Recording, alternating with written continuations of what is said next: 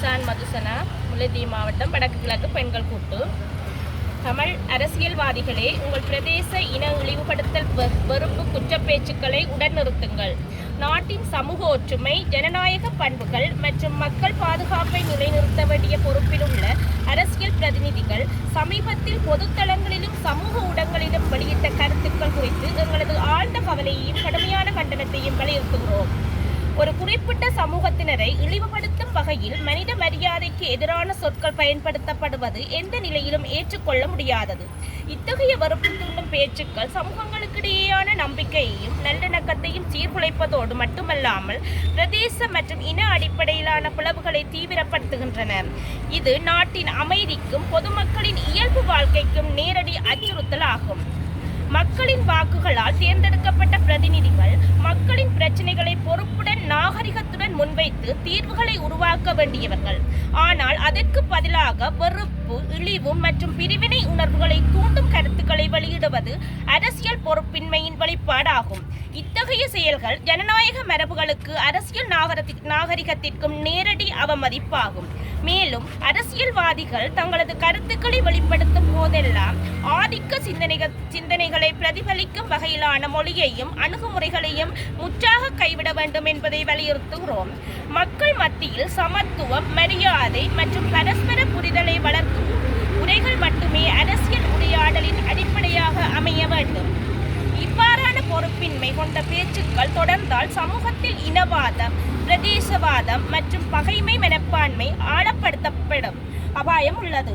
இதனால் பொதுமக்களின் பாதுகாப்பு மட்டுமல்லாமல் குறிப்பாக பெண்கள், குழந்தைகள் மற்றும் பாதிக்கப்படக்கூடிய சமூக குழுக்கள் மன அழுத்தத்திற்கும் அச்சத்திற்கும் உள்ளாகின்றனர். எனவே அனைத்து அரசியல் தலைமைகளும் உடனடியாக தங்களது பொது உரைகளில் பொறுப்புணர்வுடன் நடந்து கொள்ள வேண்டும். இன, பிரதேச, மொழி அடிப்படையிலான இழிவுபடுத்தல், அவதூறு மற்றும் வெறுப்பு பேச்சுக்களை முற்றிலும் தவிர்க்க வேண்டும் என்பதையும் வலியுறுத்துகிறோம். அத்துடன் இனம், பிரதேசம், மொழி, சாதியம் மற்றும் ஆணாதிக்க சிந்தனை ஆகியவற்றின் அடிப்படையில் உருவாகும் அவதூறான மற்றும் வெறுக்கத்தக்க நடத்தைகளை கண்காணிக்கவும்,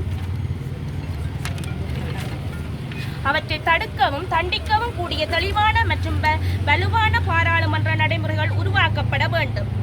மேலும் அரசியல் கட்சிகள் மற்றும் சுயேட்சை குழுக்கள் தங்களது உள்கட்டமைப்பு கொள்கைகள் மற்றும் ஒழுக்க விதிகளை உருவாக்கும் போது இவ்வாறான வெறுப்பு பேச்சுக்களை தடுக்கும் உறுதியான வழிகாட்டுதல்களை இணைத்துக் கொள்ள வேண்டும். இத்தகைய கொள்கை மாற்றங்கள் நிலையான சமூக மாற்றத்திற்கும் நீடித்த சமூக அமைதிக்கும் அடித்தளமாக அமையும். நாட்டின் அமைதி, நல்லிணக்கம் மற்றும் ஒருமைப்பாட்டை பாதுகாப்பது அனைவரும் பொறுப்பாகும். அதனை சீர்குலைக்கும் எந்தவொரு செயற்பாடுகளுக்கும் எங்களது உறுதியான எதிர்ப்பு தொடரும். 23 மாசி 2020 பங்குனி 2026 வடக்கு கிழக்கு பெண்கள் கூட்டு.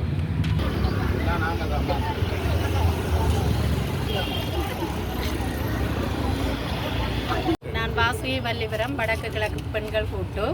இன்றைய இந்த கவனஈர்ப்பு நிகழ்வானது கடந்த காலங்களிலே தொடர்ச்சியாக நாங்கள் வலைத்தளங்களிலும் ஏனைய பார்லிமெண்ட் உரையாடல்களிலும் நாங்கள் பார்க்கிறோம். இனம், மதம், ஒரு இனத்துக்கு எதிரான துவேச பேச்சுக்கள் மற்றும் வெறுப்பு பேச்சுக்கள் என்று பலவிதமான பேச்சுக்களை நாங்கள் ஊடகங்களூடாகவும் அவதானித்து வருகிறோம். அந்த அடிப்படையிலே மக்களுடைய வாக்குகளால் தெரிவு செய்யப்பட்ட தமிழ் பேசும் குறிப்பாக தமிழ் அரசியல்வாதிகள் இனத்துவேசத்தை ஏற்படுத்தாமல் ஜாதி, மதம், மொழி வேறுபாடின்றி மக்களுடைய பிரதிநிதிகளாக தெரிவு செய்யப்பட்டவர்கள் மக்களுடைய அபிலாசைகள் என்ன, அவர்களுடைய அரசியல் தீர்வுக்காக குரல் கொடுக்க வேண்டுமே தவிர வெறுப்பை ஏற்படுத்தும், சமூகத்திலே இன பிரச்சனைகளை ஏற்படுத்தும் கருத்துக்களை வழங்க வேண்டாம் என்று நாங்கள் இந்த கண்டனத்தை தெரிவித்து இந்த நிகழ்வை ஏற்பாடு செய்திருக்கிறோம். எதிர்வருங்காலத்தில் இவ்வாறான வெறுப்பு பேச்சுக்களை பேசும் எந்த அரசியல்வாதிகளாக இருந்தாலும் அவர்களுக்கு எதிரான எங்களுடைய போராட்டம் வலுப்பெற்றதாக இருக்கும்.